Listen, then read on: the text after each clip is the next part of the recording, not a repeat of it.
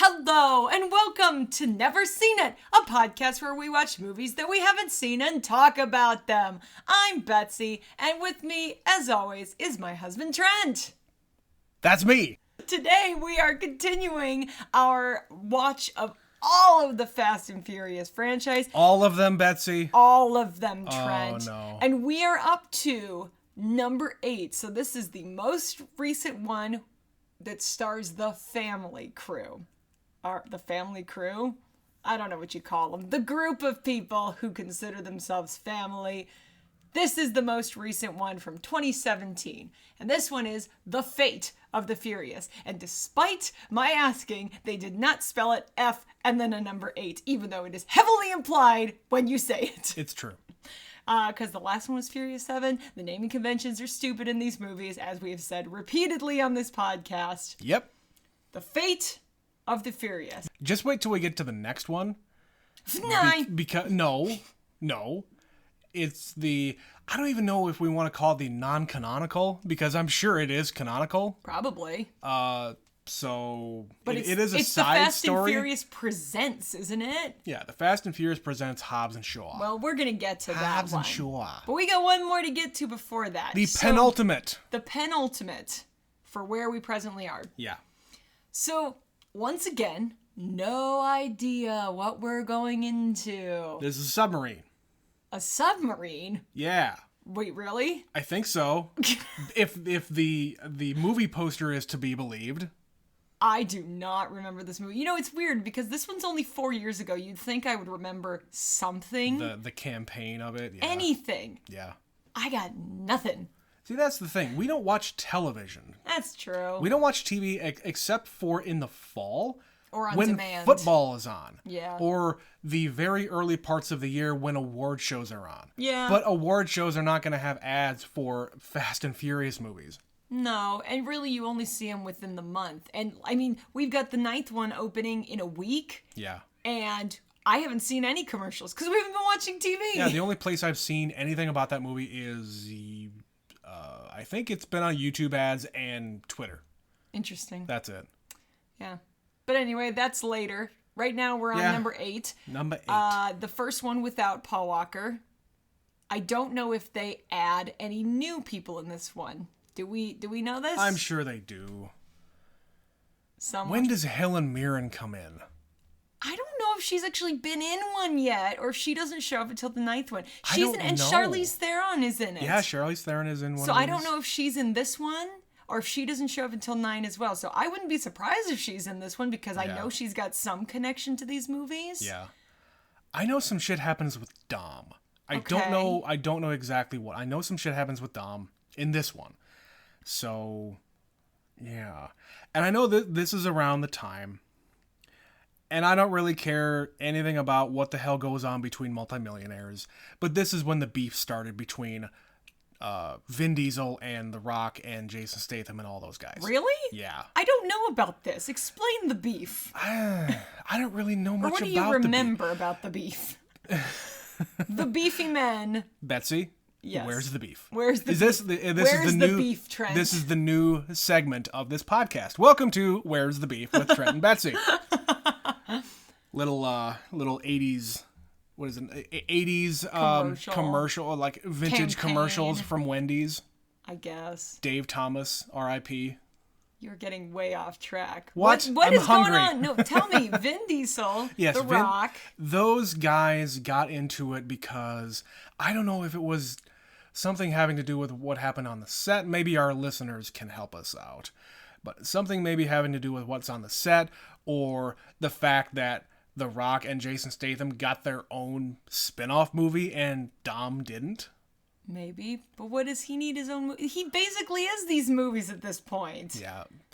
I think he's been losing creative control I guess. over this franchise, and I think he's mad about it. Is Vin Diesel a producer of these? Yes, he is. So yeah, that he has been listed in the producer credits. that could add to it. Yeah. So we'll see if that is seen, if you see some of that weird energy, or if they just are able to hide it with good chemistry, because they have good chemistry. I think this is where it starts. Sometimes people who, like actors who have to work together who just hate each other. Like, Anybody with just Katherine Heigl. can't deal. They can have tremendous chemistry and hate each other behind the scenes. And they could produce some of their best work. Yeah. They just never want to work with each other again. Right. So the fact that there is a movie after this one starring some of these people, I'll be curious how that plays out. Or maybe they're not in it. Or they don't play off each other. Yeah. They might be in the movie, but they're off screen or they're on a green screen and not actually in the same place. And that's always awkward. Which is stupid. Yeah. Just get over your damn selves. This is a stupid movie. They're three really jacked up dudes who have a lot of testosterone and too much money and time on their hands. Yes. In any case, let's just go find out. Let's go see. We're going to leave you now and watch The Fate of the Furious, and we will be right back.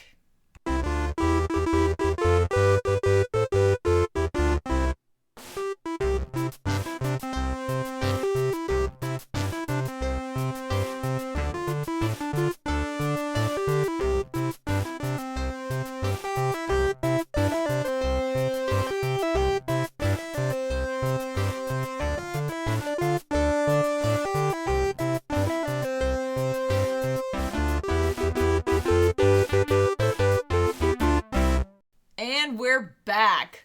All right, Trent. The Fate of the Furious. I was pleasantly surprised by this one.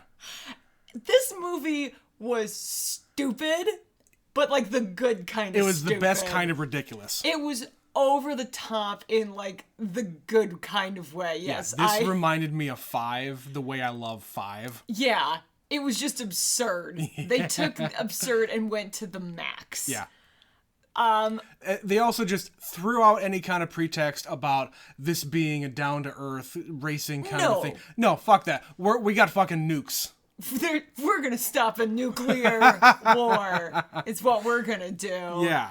Yeah, it's just so funny to sit here and just look at how far we've come. I was just going to say that how far we have come to the mean streets of LA and Miami. DVD thieves.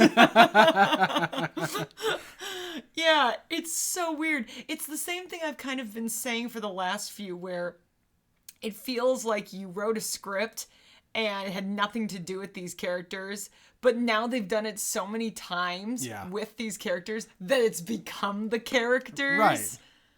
So, yeah, it's weird. I'm kind of into it. I mean, so Letty said it while they were kind of getting their debriefing at Mr. Nobody's lair. Yeah, Mr. Nobody. Mr. Nobody, like he's been there the entire time. Like, at Mr. Nobody's lair, Letty even said it, saying, "What the hell does any of this have to do with us?" Right. You know? And they keep saying it, but at a certain point, you just have to throw it all out the window. Right. We are a team for hire for whatever shenanigans you want to do. They basically become Hobbs. Yeah. They're Hobbs' team. They're Hobbs' team. Every time Hobbs needs something, he calls them. Right. He's Dom done it is their twice now. leader. Yes. And he goes where Dom thinks it's okay to go, but at the same time, when Hobbs calls, you're gonna go. And Dom calls the shots, and they go where they're needed. Yeah. Yeah, they're a team for hire, and they go all over the world, and they blow shit up in their cars. Yeah, and of course, they're all still multimillionaires in theory, and I guess they're just doing it. Don't talk about that anymore. No, all of them are super duper rich. They could completely get away from this and not get any of the thrills that they're getting from all this. They only do it for the thrills. Right. It's so dumb. It's so dumb. Okay, so... Oh, and just go and see their friends on occasion. Oh, yeah. You know, you have to make excuses to go see your friends sometimes. So your why friends. not just create this international crisis for you to go and participate in with your friends, with your family? You know, Trent, sometimes you need a family vacation. Like a family reunion. Vacation. And that too. Yeah. They travel together. The family that travels together stays together. Goes to jail together. All right. So let's Cuba. start all the way at the beginning. Cuba. I think Huber. I think it's cool that they keep introducing these different parts of the world and they actually touch on some of the cars there. Right, and the culture of those And cars. the culture of the cars. And Cuba is so specific. You Yes, said it. very much so. You said it when we started watching this movie. Yeah. Cuba had an embargo for 60 years? Decades. Something like that? Where, like, all of the cars that were in existence up On until... this island. On the island, up until, like, the late 1950s. Yes. When they became a communist country, Yep. and there was a trade embargo with Cuba. The doors closed. So, the cars that they have on the island are the same cars the entire time Yep. until the embargo started to become lifted. How do they keep these cars running?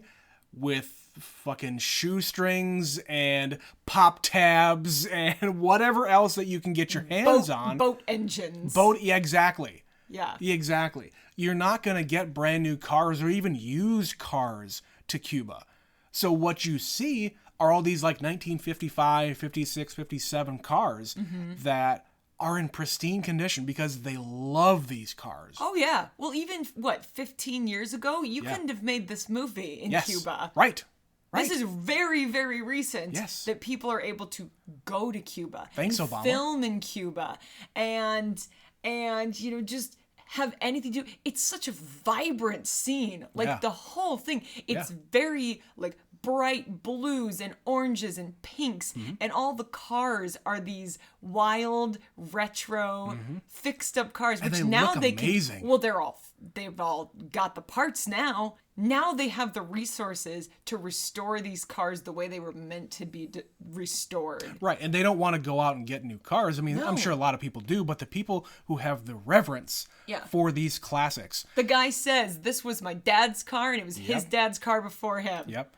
And I'm gonna keep it running. It's like a house that is kept in the family for generations. No, Yeah. this car is your birthright. Yep. Yeah. And the whole opening sequence, it's not that important. It just goes to show you that Dom is a really good driver. They gave us a race. Because They gave us a drag race. they wanted us to remember Yeah. sometimes these guys race cars.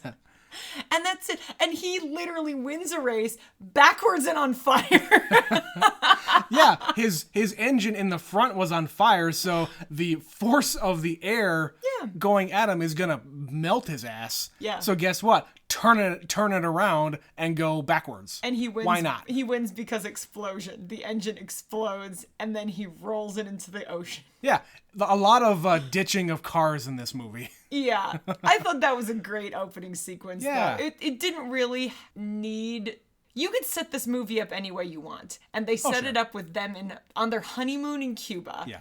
And they're tan and happy. And then along comes Charlize Theron And with her dreadlocks. the worst hair. What kind of a choice is that wig? I don't know. I hate it I so much. I hate it so much. I thought maybe just at the beginning. Maybe She's like it's undercover. it's just undercover. She's just there to blend in with the locals. right. No, that's her hair. The whole movie. The whole movie. Yeah. And then in the poster for the new one, she's got a weird bowl cut. What? Yeah. I haven't seen this. I don't want to see that. I've only seen it just in the profile. Like if you see the actual big, like multicolored, like Yeah. poster that's been like their main poster for this next one that's coming out. You mean F9? 9. She's in it and she has a bowl cut. So we get Charlize Theron with dreadlocks and a bowl cut. I don't understand it, but she's intense in this movie. She is fucking nuts. So I don't know where this is gonna go. Because here's the thing: we had the first Shaw in 6. Yep. We had the second Shaw in 7. Shaw 2, The Revenge. Shaw to the Revenge, and now we have her.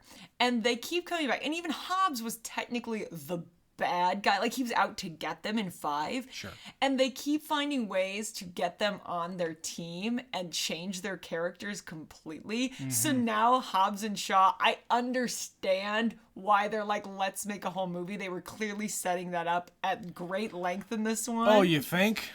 And yeah, it's just I have a point to this. The villains in this series. Uh-huh. So Owen Shaw is a bad guy. He's not the worst villain in this series, but he's pretty bad. And then Deckard Shaw, Jason Statham in the last one, he's a bad guy. Yep. This is a different character. And it's just weird to watch these. So now I'm watching Charlize Theron. She's a psycho. Yeah. Like, she is dead in the eyes, threatening a baby, shooting people. Like, she's really evil and intense. And I'm like, are we going to go into the next one? And she's joining the gang? Because that's going to be a really hard shift for me if that's where it goes. I hope she's just the villain again. I don't know if there was anything that was completely irredeemable about the other ones.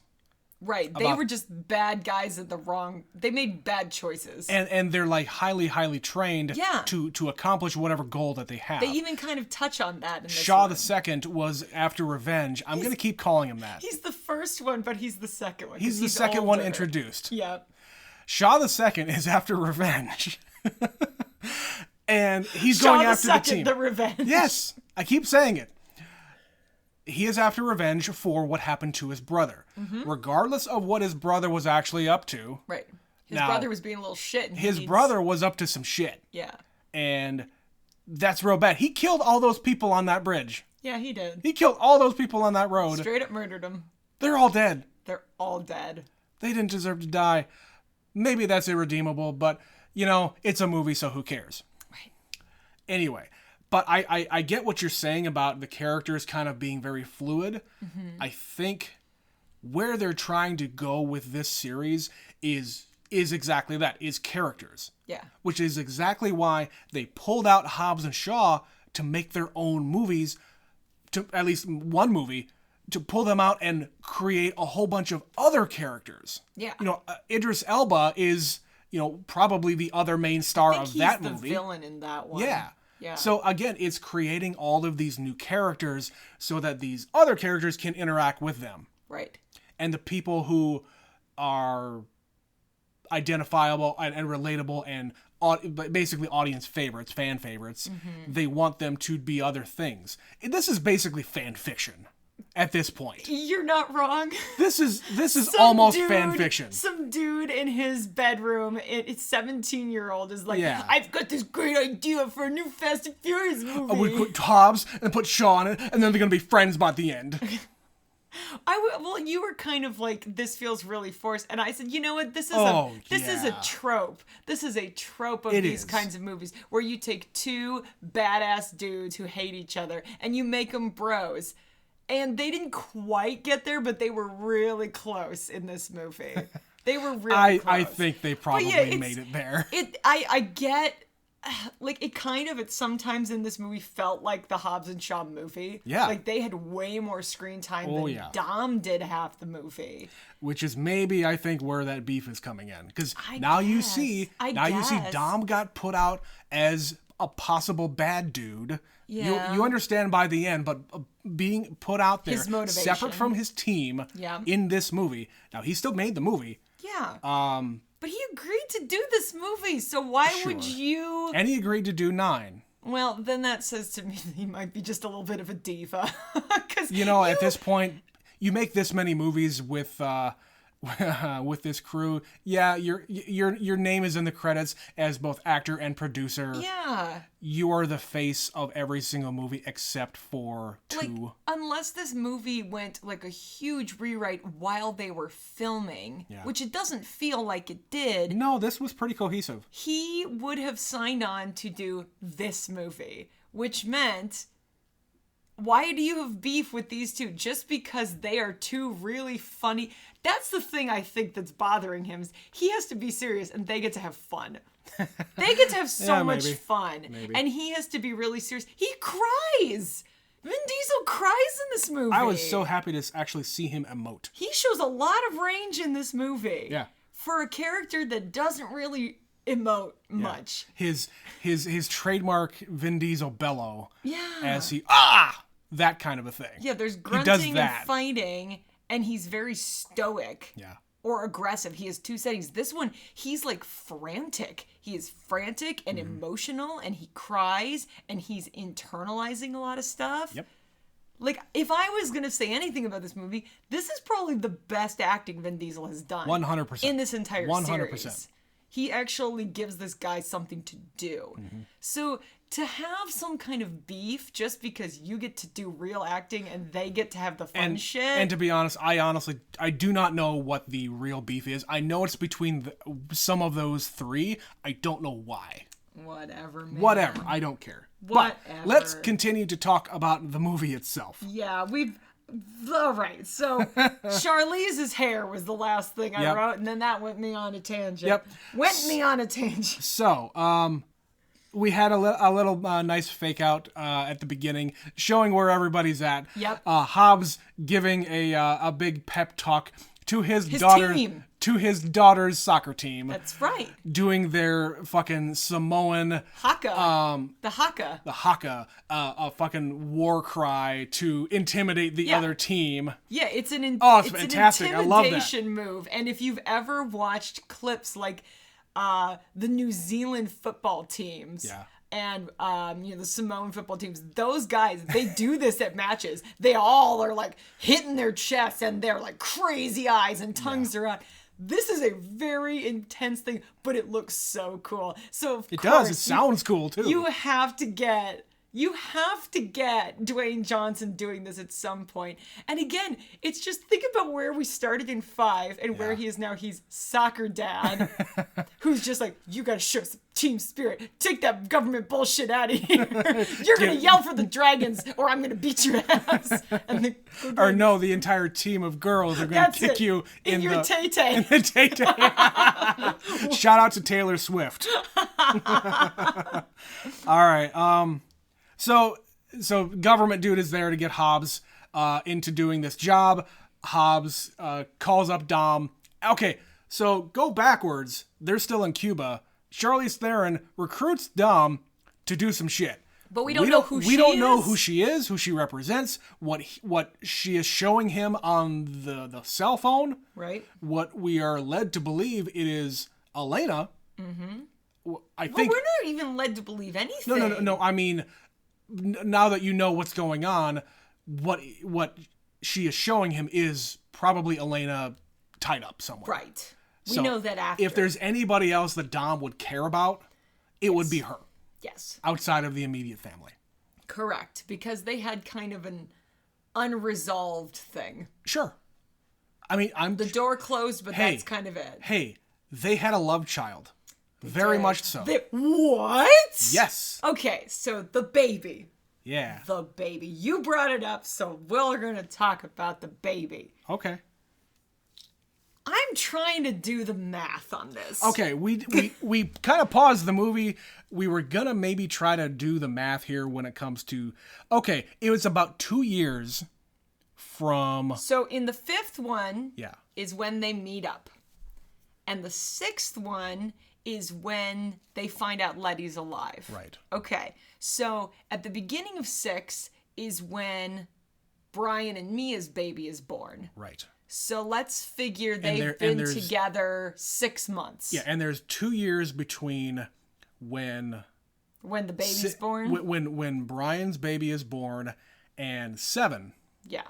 So Elena would have gotten pregnant right around that time. So maybe that kid is, I don't know how. Maybe that kid. I mean, the kid's like over maybe probably a year. 1. Not yeah, probably 1. I was trying to figure it out, and they don't really go into how long, like when they go to find Letty, it's basically it would have happened before then. Yeah. And they kind of showed them at the beginning of the movie intertwined and in love. Also, the kid's saying dada. Yeah. And stuff like that. Talk. Yeah. So let's figure it's about a month between when they find out she's alive to the time they reunite. Yeah. And then maybe it's another year or so. I would because say, it's very plausible then when I lay it out, okay, she maybe had this baby and she just hasn't been around him and couldn't tell him. Because how do you just bring that up out of the blue? Especially after you were reunited with the love of your life that you thought was dead. dead. Amnesia, and it's like a whole thing. Uh-huh. Talk about the soap opera territory. Very much so. But yeah, so he is, we don't know if he is shown, we assume he's just shown Elena. Yes. Because he reacts to the baby when he gets on the plane. Correct. And she's like, Papa, can you say Papa? And I'm like, you've got to be kidding me. Yeah. Now we've got a baby. You were saying yesterday we've gone full soap opera. Well, we have gone full soap opera. Yes. Okay. Thank you for indulging us for that. We needed to kind of work that out. We needed to work that out between us. Just so that, okay, this works out. Anyway, so they get recruited, and he betrays the team. Also, the Berlin job. Let's just talk about the fact that there's no setup. There's no lead up. The setup is, I've got a mission for you, and they say, okay. Right. And then we see the end of it. We see them escaping. Yeah. We've gotten to the point where that is just, that's just old hat. Yeah, we don't need the mission anymore. We don't need the lead up to it. We don't need the planning phase. They're just gonna go wreck We shop. just give them the getaway. We just need the getaway. But you know what? I actually kind of like that. Stylistically, this one was a little different because they're like, it was. we don't need to explain this all to you. You've all been here for 7 movies. Presumably, you know what's happening. Why do I need to tell you the intricacies of this mission? We go in, we blow shit up, we get out. I agree with you, but it's just really strange that we've already gotten here. Already? This is the 8th movie! Fair point. So they do the mission. Yeah. And Dom he and Dom sideswipes right. Luke. Why do they keep calling him Luke? Yeah, all of a sudden? Luke Hobbs. Mr. Luke. He doesn't look like a Luke. No. Lucas. It was very off-putting the entire time Mr. Nobody is like, oh, hello, Luke. How's it going, Luke? Excuse me, What's what up, did you Luke? just say? Just casually dropping Mr. Nobody as if that makes any goddamn sense. It's his name in the movie. His name is Kurt Russell, What goddamn. am I supposed to call him? Kurt Russell. Anyway, Luke is betrayed by Dom and he is arrested. Yeah. Because that is the type of mission he was on. He knew the deal. He knew the consequences of his actions. He was told by the other government dudes the that unnamed government official. Yeah, if you do this, you'll be arrested and go to jail and blah, we blah, will blah. disavow ever knowing you. And then Kurt Russell shows up with mini Kurt Russell. Mini Clint Eastwood. Apologies. Scott Eastwood. Who is just a little bitch. He is. In this movie. The whole movie. He's just a little bitch. The whole time. Yeah. And then, who gets up the balls to just, like, threaten a man who looks like The Rock? Uh-huh. Like, Scott Eastwood's not a small human. He's probably over 6 feet tall. Probably. But The Rock is, like, 9 feet tall and 500 pounds. I really enjoyed him just being picked up by the neck and the crotch and put onto just sideways on the wall. That was the section of the movie where I wrote down, they really just want to remind us how strong Dwayne Johnson is. Like, have you seen the man? He lifts Scott Eastwood and he holds him against the wall sideways. Yeah. Then he goes into jail where we find Shaw, number the second. Shaw the 2. And he literally is punching the wall and he rips a bench out and he's benching. Doing curls. Doing curls with this solid concrete bench. Which, again, this is a goddamn cartoon. For the most part. Okay, and again, we touched on it a little bit. Complete change of character. The two of them are just like threatening each other. Yeah, but they're just throwing jabs at each other like two verbally. Angry little cats in cages that can't actually do anything. Right. Like, oh, you better hope I don't get out of here. I'm gonna get you. And blah, blah. And then immediately they open up the door. Yes, and then parkour. I really enjoyed that prison break. It was that was fun. Like, there's chaos happening everywhere, and I'm sure we could like go slow-mo through that and see a whole bunch of other stuff. Yeah, and it just goes. It's another development of character. Like The Rock's style is, I'm a big dude and I'm just gonna fuck you up. Yeah, and then Jason Statham is like cooler and faster and like doing karate moves Parkour. and parkour. Yeah, and you commented he is so British in this one. Yeah. He's like talking slang and it's Very British. He's very British. One of my favorite lines in the movie was when he gets also recruited to be on the team, and Hobbs says something to the effect of, "You tea and crumpets eating some bitch." Yeah. They really play that up. They did. But it's fun. As I said, they were having a good time. Those two got to be stupid. And I love when Jason Statham in particular gets to let loose. Yeah. Because he always plays this tough dude. He always plays this action dude. But he's really funny. I think I've said this before. That whole sequence of him with the baby in the airplane, Oh that was great. Yeah. It was great. But I love when he gets to let loose. I just love Jason Statham. God damn it. Yeah. All right. So they both get recruited, and they go to yet another glass-filled government building. Yep. Which proceeds to get blown up. Of course. Haven't they learned, Betsy? Haven't they learned? No, they've learned nothing. They've learned nothing. But before that, we meet up with Dom, who after his escape and his betrayal, he goes with Charlize Theron and Tormund from Game of Thrones. It's true. Hey, that's our buddy. Him. That's I our don't know buddy. that actor's name, but he's a delight. He really is. He also gets to return to the cold. Yep. Fact. Honestly, maybe they were filming in the area, and that's why he was able to do it, because this would have been simultaneously when he was filming Game of Thrones. Had the same facial hair and regular hair, so yeah. You can't cut that hair and that beard.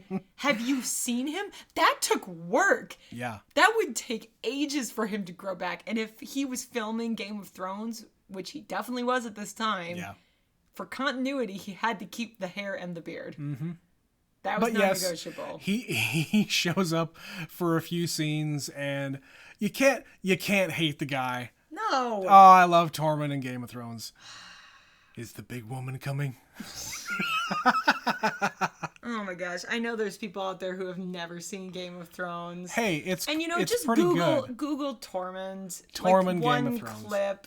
If you watch this movie, you can look up that actor and just see. Look his face looking at Brienne with wide eyes is one of the funniest things in that entire show. Anyway, we digress. We do that sometimes. What? In a podcast? Never. Never. But yeah, so we were talking about the prison break and Hobbs and Shaw kind of bantering back and forth.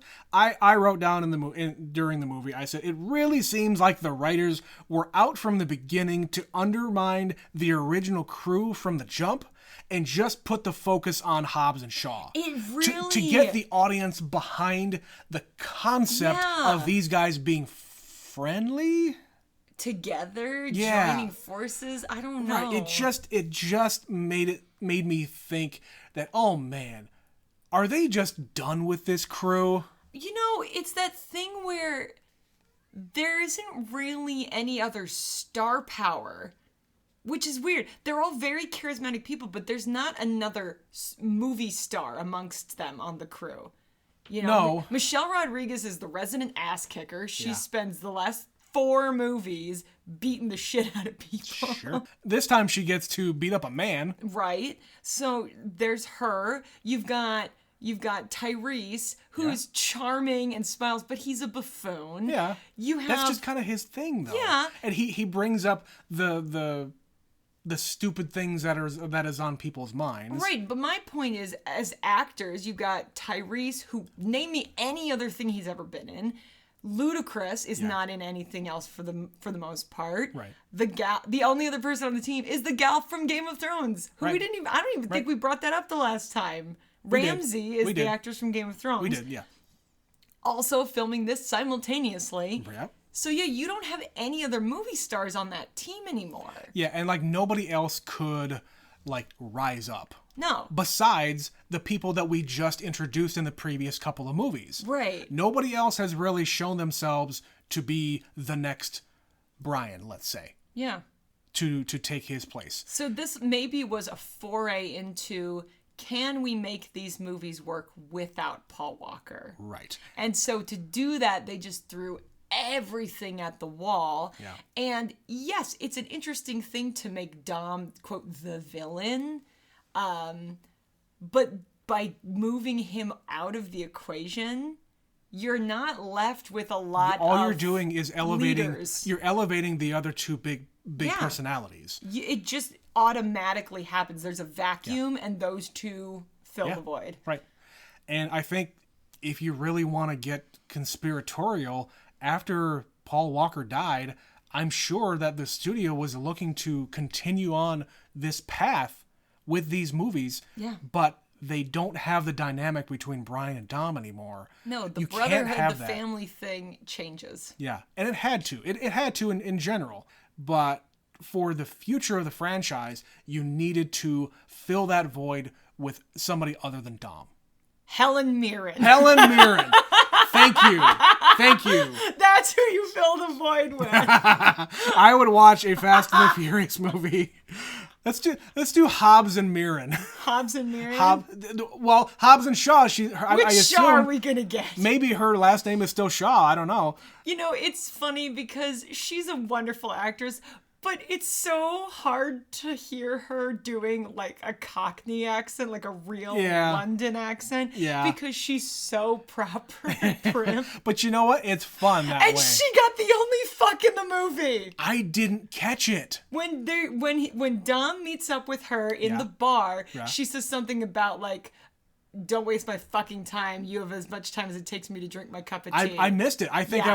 I was so enamored with the fact that Helen Mirren was on the screen. Right, and you were like, "Who is she in this movie?" It's like, who else would she be? Right, I get that. I didn't even know for sure that she was going to be in this one. I Again. thought maybe she was going to be in Hobbs and Shaw, or maybe just 9, because I know that they're advertising her being in 9. Right, so she, of course, is the mother of the Shaw Of boys. course, of mother course. of Shaw. And I said it at the end of this movie. I don't think she was advertised as being in this movie. I think this was a surprise. It would make sense. So it's not necessarily a cameo. This is a role in this She's movie. in 2 scenes. She's in 2 scenes. It's not just a cameo. It's Yeah. more than a cameo. But I think it was a surprise that she was there. Yeah. Much like it was a surprise that Matt Damon was in Interstellar. Right, You exactly. know, that kind of a thing where you're halfway through the movie and it's like, what? Who's this? What? Right. What? Yeah. But if you're going to have, in this kind of a movie, a big twist, get a fucking Oscar winner. Sure. I loved that. Oh, it was great. Even though she's only in 2 scenes, And honestly- hey, they made it work. She probably filmed that in a day. Oh yeah, totally. She's just like, please. Hey, please, Helen, what are you please, doing? Please. Come down. Be in a Fast and Furious movie with us, please. Do you wanna act opposite Vin Diesel? Yeah. Why not? Yeah, I thought that was awesome. Helen Mirren, you treasure. So we did mention Brian a couple of times. They brought him up twice. Correct. Once when they were basically beaten back. They were trying to figure out what to do. Yeah, they were trying to figure out what to do, and who was it that brought it up? Was it Ludacris? Maybe Roman. Maybe Roman. One of them says, Yeah, one of them says, you hey, know who would know what to do? Brian. Brian would know what to do, and Letty shut that down and said, no, we're not going to bring We all Brian agreed. and Mia back into this. Yeah, we agreed. They're out. Yeah, we agree that they're off on their own. Yep. Which, if there's any way to have closure on that, Yeah. it's that. Just shut the door and say, no, it's closed, and we're leaving it closed. Yep. And the second time, I said it when the baby was introduced. Yeah, they conveniently say, I didn't name him. I call Marcus. him Marcus. Marcus is his middle name. Marcos? Marcos, yeah. Marcos. Marcos. Was his middle name. I'm letting the daddy choose the first name. And what else would he pick? Of course. At the very end, I started to get a little emotional because, god damn it, that's just perfect. Right. What else was you gonna call the Well, kid? and this is a thing when people are really close, when people have really good friends in their lives, Yeah. especially when men have really tight, like, Oh, yeah. brother friendships. Sure. That is what you do. You name your kid after the people you love in your life. Or you name the kid after the people who you've lost in your life. Exactly. And don't think I haven't thought about that particular thing for a name if that eventually happens with us. Yeah. So, I lost a friend a long time ago, and I hey, I still miss her. So, Yeah. that concept is near and dear to my heart. So, Right. It's the thing men in particular do. Yes. I think it made sense in this movie. What else are they gonna name this How else baby? are they going to keep his name in How do the they movie? honor his character? Yes. Yeah. And I think that's the best way that they could have done And it. end movie. Here's his name. It's time to eat. End of movie. Roll I guess credits. it's my turn to say grace. But yeah, they did handle it well. They didn't really even bring it up. They brought it up once because people were thinking it and they just said no. Yep. And then they moved on to the next idea. Yep. And of course, if there's anything that is going to get Dom to do some crazy shit, It's his family, it's his family. And it's a family that he didn't even know he had. And then they fucking killed Elena. I was Oh, trying to boy. figure out what the hell was going to happen with her. Tormund, man, you broke bad. Man, like, they don't show it because, again, PG-13 movie thing. You don't want to see that. But, I mean, what the fuck? And, again, Crazy Eyes with the dreadlocks is just, like, staring at Dom, holding the baby, shushing the baby, Yeah. staring him down while his baby mama gets murdered. Chick is crazy. Yeah. This got dark. Like, genuinely, she made a movie really dark. Again, another Oscar winner. Yep. Bringing the gravitas. Bring him in. Bring him in. Yeah, just keep bringing it up a notch. And that's why I think we both liked this one, is they just were like, let's just keep amping it up. Fucking nukes. Yeah. Come on. Submarines! In Russia! On the fucking frozen lake. So, the next job is in New York That's right. They got to get the nuclear codes, Trent. from the Russian foreign defense minister, Something like that. who just happens to be in New York City with the nuclear football. He always has them with him. Obviously, that's his job. And they know where he's going to be, and they're going to ambush him with zombie cars. Duh. That old movie trope. That was ridiculous. That was fun. That was I had so much fun watching that. Stupid. I loved it. I loved it. I don't. Especially when they turned on the cars in the parking ramps and they start coming out the side, Once again, blocking the car in Once the limo. again, Fast and Furious trying to prove that cars can fly and finding out they're Failing. wrong. Failing at every turn. Make it rain, she said. Make it rain. What does she mean? Oh, we're gonna zombify the cars and throw them out of parking Because that technology totally exists. You can hack all the cars. Yeah, the little thing pops up on the screen that says autopilot. See, all cars have it, Betsy. You just don't even know. Okay, the logic isn't unsound. Every car has a computer. Correct. But once again, you had a problem with hackers. Quote unquote hacking. Let's just hack all these cars and hack. So let's be I'm generous. gonna type on my keyboard and just hack. Let's be generous and say these are the best, quote, hackers in the world, and they can hack 1,000 cars in Manhattan and make them drive where he wants. As a group. My favorite moment was when they made the turn and 40 cars just go slamming into It's the like wall. it was a goddamn wave of water, but it was cars. Now, I know some of that had to be animated because there's just sure. no way you can execute a move like that with so many. Sure. But a lot of that was real. That was intense. Yeah. There was a lot. Like, the cars falling, a lot of that was real. Yes. A lot of the cars on the streets spinning around and driving were real. And I continue to just be dumbfounded by whoever is designing these stunts. Because if it's the same person, they deserve all the awards. I know there's some kind of stuntman award show, and I really hope this person, who I'm going to look up later, I think, is winning them. Because these are really impressive action sequences. Totally. I very much enjoyed that sequence of, Dom looking crazy in his getup with this saw.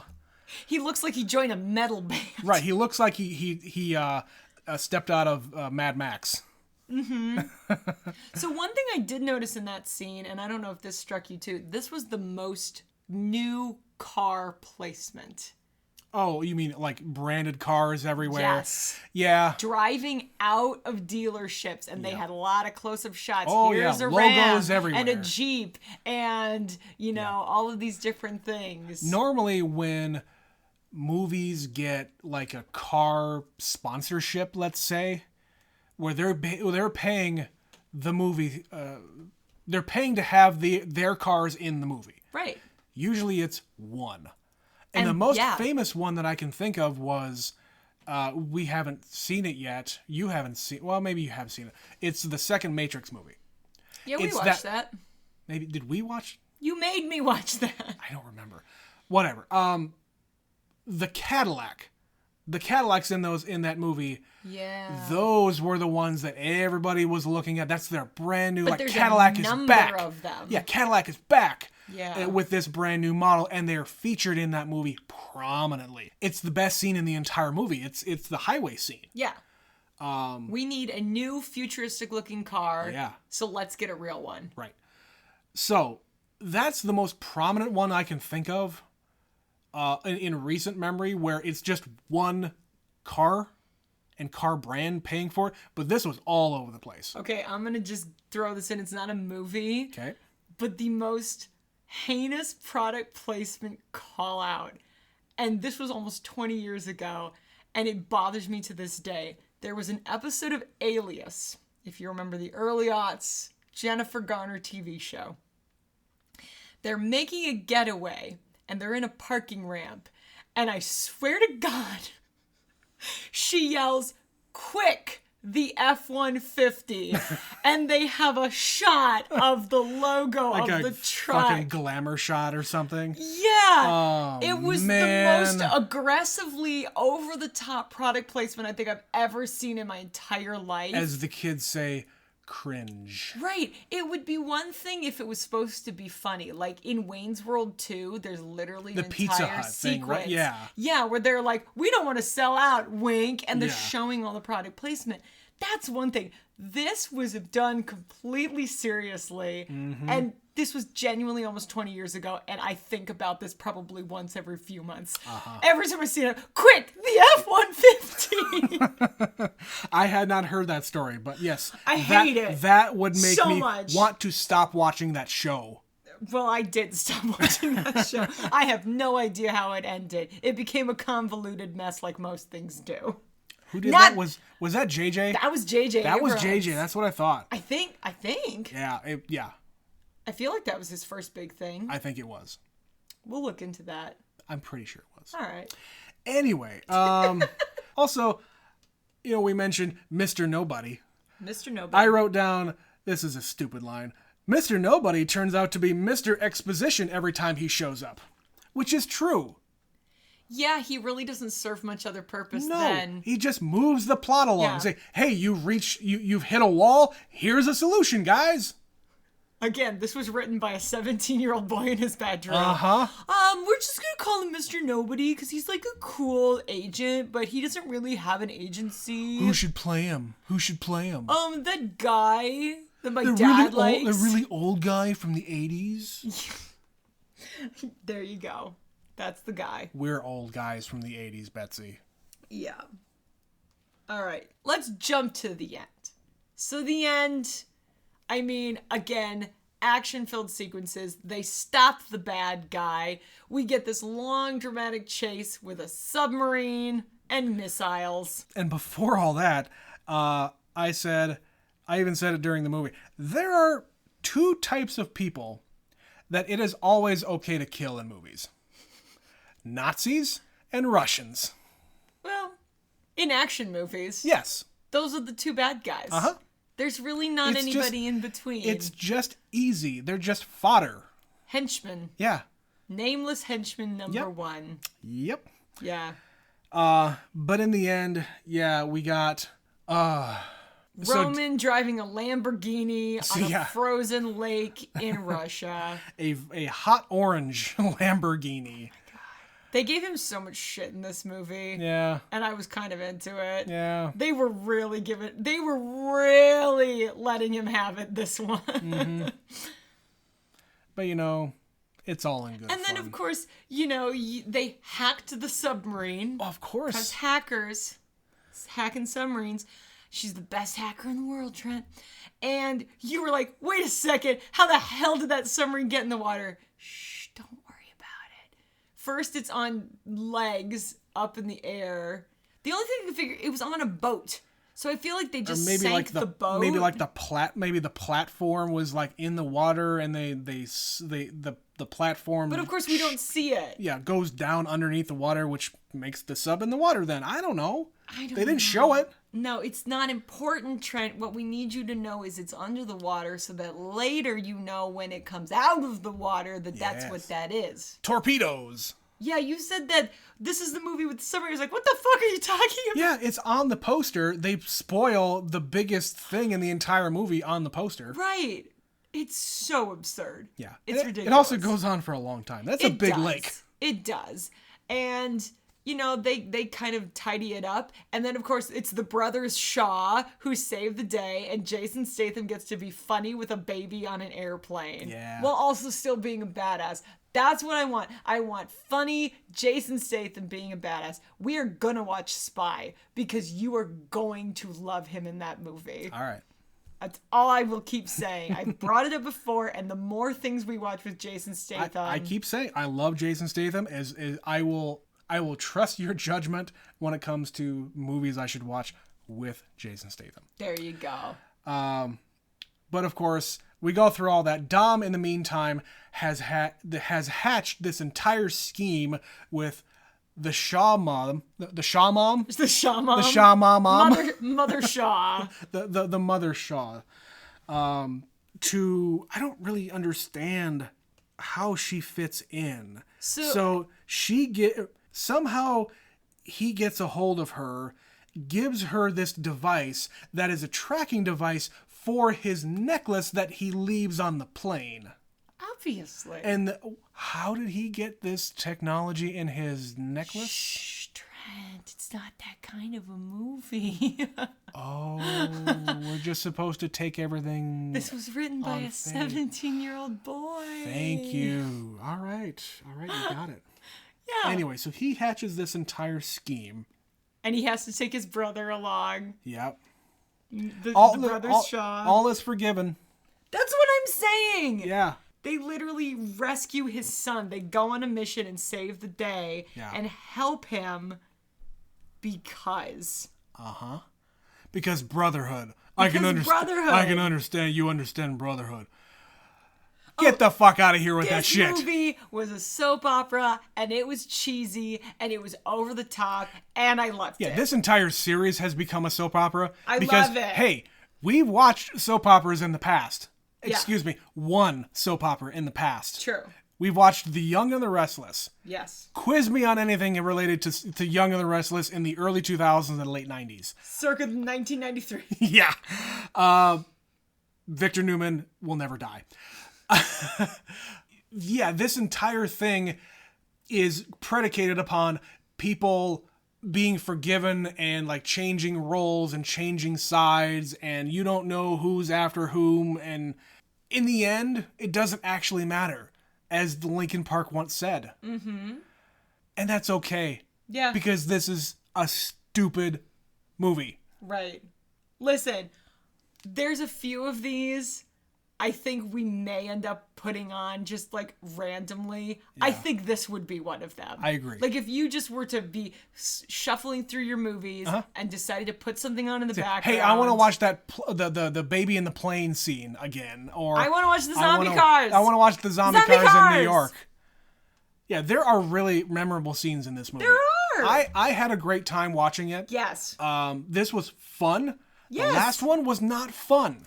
No, and I think it's just because you knew there was such a sad cloud hanging over it. Yeah. You can't get as invested. You can't have as much fun. Yeah. Because you know ultimately how it's going to end. Sure. You don't know how exactly. You just know. You know there is going to be an key end. thing. Yeah.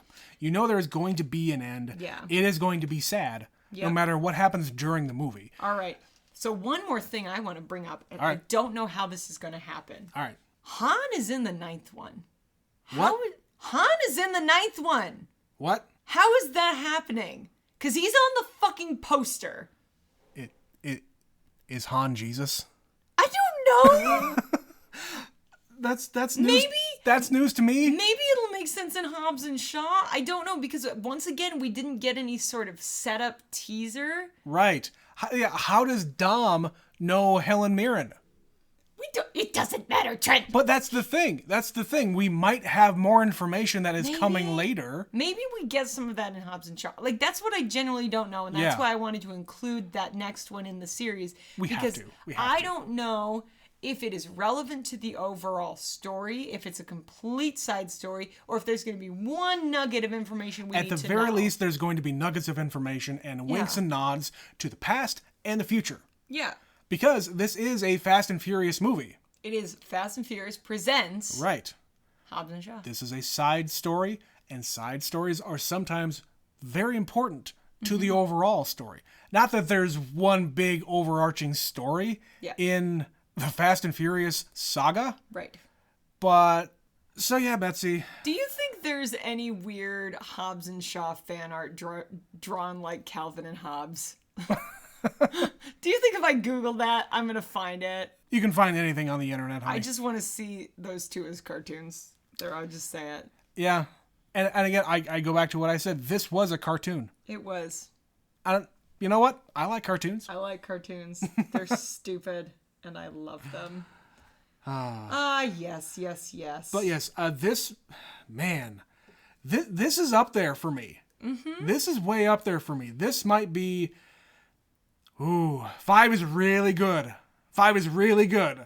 I got to see Hobbs and Shaw, and I got to see 9 before I'm going to have a ranking here. But well, I feel like Hobbs and Shaw doesn't get to have a ranking amongst the canon, the core group. We'll see what we want to do with that. But yes, eventually we will. It's movie number 9, but it's not 9. No, you're right. But yeah, we will be watching Hobbs and Shaw next. And then soon after that, we're going to see F9. Mm-hmm. F9. But in the meantime, we got a correction. What? Yeah. Betsy? It's true. We are not actually We're not infallible? Infallible. Fuck. All right. So Danny sent us a correction. He was listening to the Triple X podcast. What? Apparently, Trent said, I'm not even sure Exhibit had even written that song at this point in reference to X Gon' Give It To Ya. It's DMX. Cardinalson committed. I'm just speechless. Not sure I can continue after this crime against humanity. R.I.P. DMX. I confess. Now, you knew you did that. I did know I did that. I wanted to... You couldn't edit it out. I was hoping no one would ever catch my mistake. No, I knew I was wrong at the end of the episode, and it's like, oh shit. My apologies to Mr. X to the Z Exhibit and Mr. DMX, R.I.P. Yep. He further said, apparently we made a mention of the driving off a cliff in the Triple X episode, but we referenced it as 4. when it was actually in 5. Right, yeah. That was them at the... The end of the train heist Yep, sequence. the train heist, yes. Yep. Yeah. And I replied, the moral of the story is they spend a great deal of time in Fast and Furious trying to see if cars can fly. Yeah, we've said this. Oh, yes, they do. I mean, even in the first one, he responded. So, yes, so thank you. We apologize. Thank you. Apologies all around. We do try to get our facts straight, and if we don't have it... Set us straight. Oh, yeah. Like, I'm sure we've said many a thing that we're just sort of speculating. Like, is J.J. Abrams responsible for Alias? I don't actually know. I'll either look it up and be right, or I'll look it up and be wrong. But, you know, if you catch some things... Wasn't there a thing that J.J. put... He didn't actually put his name on, but he was very much involved with it? Lens flares. No, he's totally proud of that, Betsy. He's very proud of his lens flares. Yes. I mean, I don't know, because he's been actually in the business a really long time. Yeah. He made a movie in the 90s that I actually really liked when I was a teenager called Forever Young. And he was credited as Jeffrey Abrams. Yeah. And I was watching it after Lost appeared on the scene, and I was like, wait a second. How many J. Abrams are there? How many Jeffrey Abrams can there be? But yes, if you catch us maybe misspeaking or flat out being wrong, or you have a fun nugget of information or a story you'd like to tell us, Or if you are J.J. Abrams. or if you are J.J. Abrams, you too can reach out to us. Yeah, you can email us at neverseenitpod@gmail.com, or reach out to us on Twitter. Follow us there, neverseenit_pod. Or, hey, if you want to do it, we have a little thing. There's a link in the podcast description. Click the link that says support us, and you can throw us $1. You can throw us $5, or you can throw us $10 through that little thing. But yeah, that's through Anchor. That is who is hosting this podcast. But yeah, Betsy, we got one left that we are in possession of. That's right. We're closing in, Trent. We are at the final straightaway, to use the parlance of racing, I guess. Car stuff? Car stuff. Vroom, But vroom. one last thing. I forgot. At the very end, after the submarine is blowing up, Yeah. the cars saved Dom. Of course the cars The saved cars Dom. saved Dom. If you want the cars to save you, continue to listen to this podcast. It's the only thing that will It's save the you. only thing. Cars. Vroom, vroom. Vroom, vroom. Until next time, this has been Never Seen It. I'm Trent, I'm Betsy. and we'll see you next time. For Hobbs and Shaw. Hobbs and Shaw is next. Bye-bye. Bye.